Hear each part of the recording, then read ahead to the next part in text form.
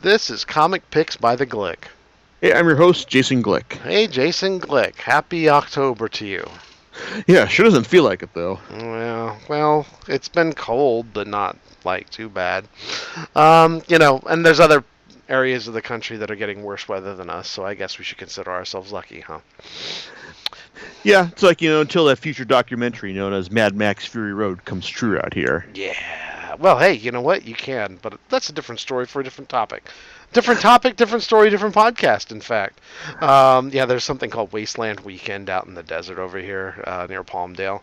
And it's basically, have I told you about that before? No, you haven't, actually. Oh, yeah. I'll definitely have to talk to you off mic on it. But my buddy Justin, he goes to that with his wife. He goes there, and it's basically a Mad Max world. That sounds like something rather easy to facilitate these days. Yep. But we're not here to talk about Mad Max. We're here to talk about comics. So what do you have on the menu tonight? Okay, well, I've got my thoughts on the latest series from one of my favorite creative teams, Ed Brubaker and Sean Phillips. These guys have been working together for, wow, I think at this point, well over a decade at this point. I mean, they started on the Batman series, Batman one-shot Gotham Noir, and they've solidified their must-read status on like the the Wildstorm series, Sleeper, and then also delivered a fantastic supervillain read in Incognito, and then they took then they also did their crime series Criminal, through Marvel's honestly short-lived Icon imprint, because hey, no one's really doing anything using that for anything these days. But and then they took up shop and went to Image for Fatale, which was okay, but kind of like one of those series that shows that hey, it's like even a so-so series by them is like still worth a read. And then the fantastic 1940 set noir series, the Fade Out, 1940s or 1950s, yeah. So it's like, and these guys basically, it's like they can deliver a quality read. It's like whatever they it's like with whatever series they put out, and like all you just tell me is that hey, it's a Brubaker and Phillips joint. I'm there. No questions asked. I mean, like these guys turn out to like good work regardless. Like I said, even like Fatale, which I didn't like as much as everyone else, was still an interesting read. It's like overall, they've just have this impeccable sense of creepy noir storytelling that just, takes characters that should be unlikable. It's like but makes them interesting, and just tells the stories about all characters in bad situations. It's like making the most of them or succumbing to them in like really interesting ways. And that's what we've got here with Kill or Be Killed. I mean, yes, it's I definitely think it's worth reading. Where does it actually fall on the Brubaker and Phillips quality scale? Whew, man, that's an honestly tough one, because here you go. It's got some interesting things going on here, because it's about this guy named Dylan. He's a 28-year-old grad student who's got his own set of problems. I mean, aside from the fact that he's got a history of mental illness and a suicide attempt in his past, when the series opens, he's currently dealing with the fact that his roommate and friend is dating his longtime girl friend, and it's like, then suddenly out of nowhere, it's like this girl Kira starts hitting on him and developing a relationship with Dylan as well. But Dylan finds out that this may just be because of a misplaced sense of pity, and so he throws himself off the roof. It's like you're feeling like hey, fuck this life and all, and lives. It's like only to realize, and it's like, and he's just suddenly struck with this newfound appreciation of life, until like a few minutes later, when he realizes that he was actually saved by a demon who's basically said that okay, because I saved you, Now you owe me a life, one life every month in order for you to keep living. And Dylan's like figuring like this is like some kind of crazy hallucination until the demon snaps his arm, and he realizes, okay, maybe he's not fucking around here. So, but like, is this really a it's like is this demon like genuinely real, or is this hallucination? Like this is, I mean, Dylan's able to like put this out of his mind for most of the first month until like some dudes come over to beat him up just for as like a random mugging. Then like he sees the demon's face as one of the guys tries to pull a gun on him. So Dylan then starts making plans to take his first victim, like it's just this one guy who he remembers like that was who he put the pieces together himself and realized that this guy who was like the brother of one of his best friends was actually molesting him as a kid. And so Dylan like the it's like gets his hands on the gun, like it's like, and then goes up to the guy and like shoots him after finally working up the nerve and just like the genuine and a half baked plan. And hey, it's like hey, no more visits, no more problems with the demon. And even though like Dylan's like racked with guilt about this, then he realizes, then he gets, I mean, there's news reports saying that, guy was killed like in this, it's like in this borough. It's like, oh, that's tragedy. But then subsequent report comes up and says like this guy was also linked to a child porn ring, and it's like Dylan realizes, wow, like this is kind of like vindication. So basically we kind of get to so basically the series follows like Dylan's slow descent down to like individual autism. But what's interesting is the fact that like all the people that he kills here, it's like are people who deserve it. And also the fact that Dylan is I wouldn't say he's a really unreliable narrator. He is a very sloppy narrator in the sense that the series starts off with this recanting a scene that you won't find out about its full consequences until volume 3. He says like, oh wait, I'm getting ahead of myself. It's like, and he's someone who would do that like throughout the series. He will just, it's like he just has like he'll just like say, oh wait, I'm getting ahead of myself here, let me flash back. So it's like he's like I said, on one hand, it's like you could take that as a sign of mental instability, or just the fact that it's like a human. It's just like a human error. It's like just like someone who's like, oh well, I'm getting ahead of myself here. Let me back up a bit. Just like we all make mistakes, and that's the kind of thing with Dylan's condition. I mean, like mental illness is meant as a big thing. It's a big thing here. But at the same time, though, it's like Dylan's actually shown when he's killing these people, these bad people. I will say is like that he's actually like in a generally pretty lucid state of mind. So on one hand, it's like it's showing us like how someone can get on this vigilante kick, and there's also like. Dylan also has the same like feelings of frustration about how the world is unfair, and like the wealthy people are always going to stick it to the to the people who don't have any. It's like, but even though it's like for like let's say for all of his it's like mental issues, and the fact that he's a violent killer, it's like he still comes across as a relatively sympathetic person here. In fact, I think it's more interesting, but the fact that that Brubaker and Phillips don't try to offer any like real equivocation for the people he's killing. In fact, when he makes up his mind to kill someone, it's because he's done the research and that these are awful people and they deserve to die.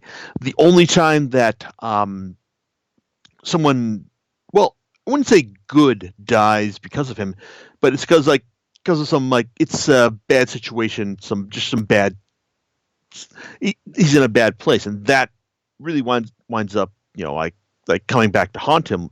It's like later on, like when it's because of his drug dealer, and it's like that, and that really just makes him more relatable. Just the fact that like he feels bad because like his sloppy planning got someone he liked killed.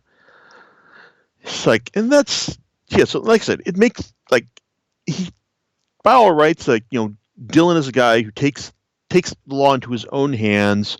It's like administers justice the way he feels that it should be done. It's like, and that should make him it's like like a generally unsympathetic character, but Brubaker and Phillips make him into like someone who's relatable and understandable. I mean, he's not the Punisher. That's for sure. I mean, there are some points where like they clearly acknowledge that. It's like, especially in the final issue when we get some shots of like Dylan's like latest vigilante outfit, and you think that's vaguely superhero-ish if you think about it, but it's only for like a page or two. But the series like does maintain a relatively grounded aesthetic. It's like throughout its run, just showing us like what Dylan is up to, like when he's not on his vigilante crusade, like letting us get into the heads of his it's like of his longtime girlfriend Kira, who becomes something more as the series goes on. Or Lily Sharp, the cop who's heading the task force that's eventually assigned to the masked vigilante killer that's been stalking New York. So yeah, I mean, like for the first 3 volumes, like I said, there's lots of interesting stuff here. Oh, and then there's also the demon. Well, as far as the first volume goes, it's like I was absolutely ready to peg this demon as being like a symptom of mental illness, because everything that this thing does could be explained as just it's like a way is just that. So there you go. But at the end of volume 3, it's like they the creators make their strongest argument to the fact that maybe there's something weirder going on here.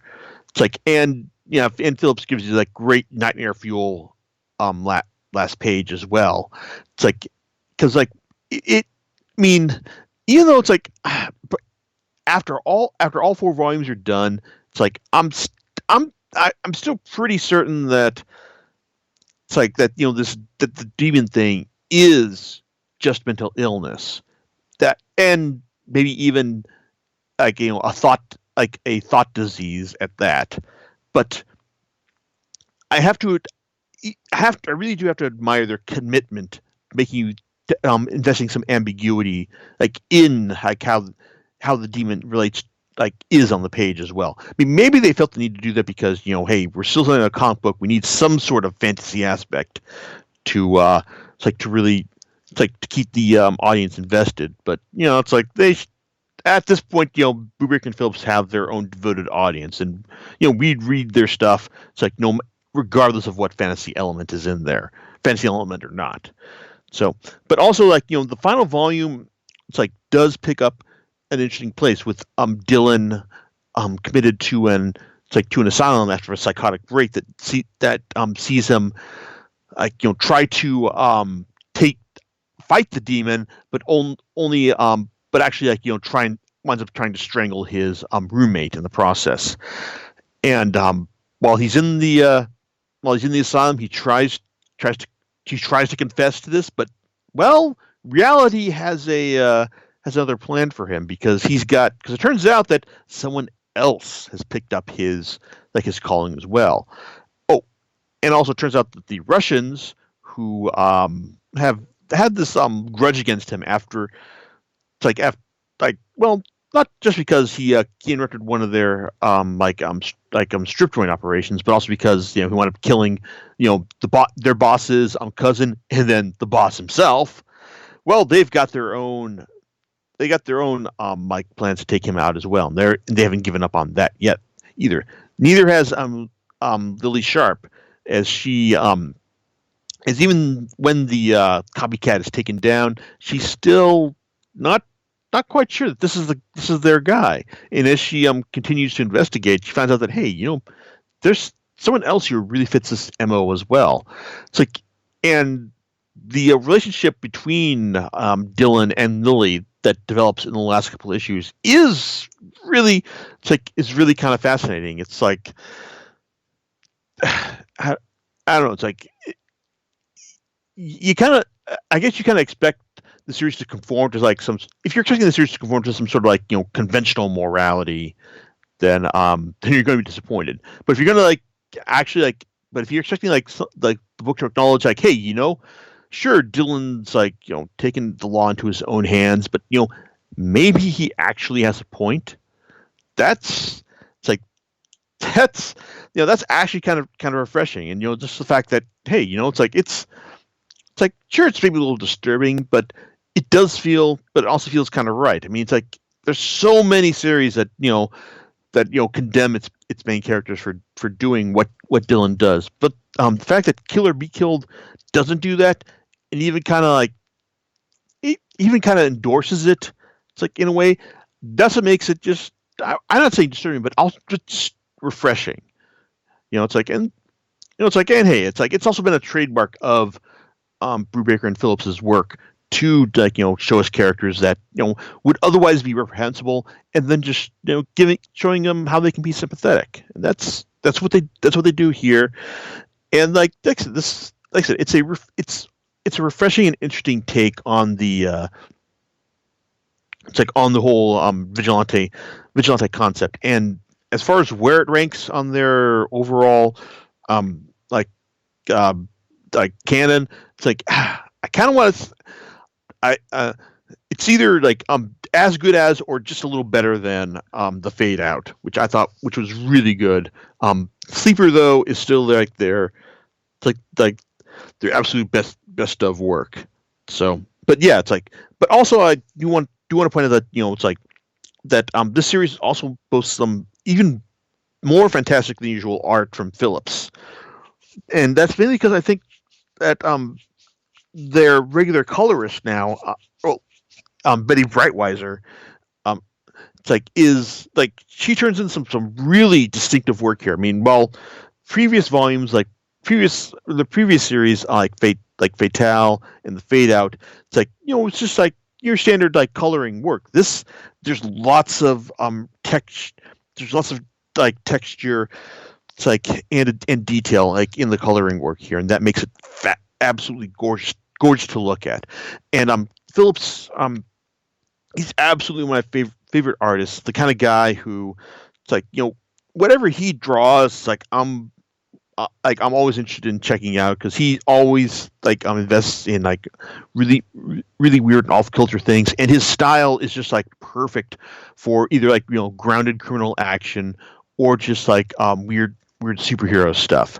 And that's true here, because because I mean, like I said, you get this is a series where you've got this guy, struggling against his at first struggling to find the will in himself to kill someone, but also balanced against there's this demon that's trying to get him to do it as well. It's and he makes that that demon look like it belongs in this perfectly grounded world. Oh, and also, as a side note, while Dylan's his father's history of drawing weird science fiction porn, is a interesting character detail. It also gives Phillips a chance to draw some yeah, some really off offbeat and interesting stuff. It's over the course of the series, as he's as we get to see the kind of stuff that Dylan's father was responsible for. That's another plus to this series as well. So yeah, overall, it's this is a great series. And I don't know. I mean, if you're a Brubaker and Phillips fan, then you've probably already got all 4 volumes. But if you're still one of those people out there who is just wondering, well, maybe I'll wait till see if their next series holds up. Then let me tell you, yeah, this one's still really good. go and check it out. So like I said, it's like, so yeah, absolutely, Killer Be Kill is absolutely worth your time. It's like, so I mean, and like I said, just it's worth your time. Just as about every Brubaker and Phillips series is. So there you go. I guess John, it's like any thoughts on your end about all this? So what's the best place to get it from? Where'd you get yours from? Oh well, I mean, I order a lot of my stuff these days from cheapsgraphicnovels.com, but mainly because like Amazon has been really picky about when they discount like series from Image, but weights being offered right now, it's like you can probably wait. You can wait either pick it up in like either two hardcover volumes, or maybe they'll be really special and order it as and collect all 20 issues as one giant hardcover volume. But I don't think that's how it's going to work.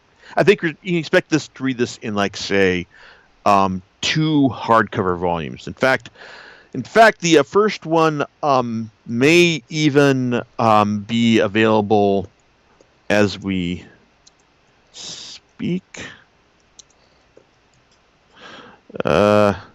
Just checking here.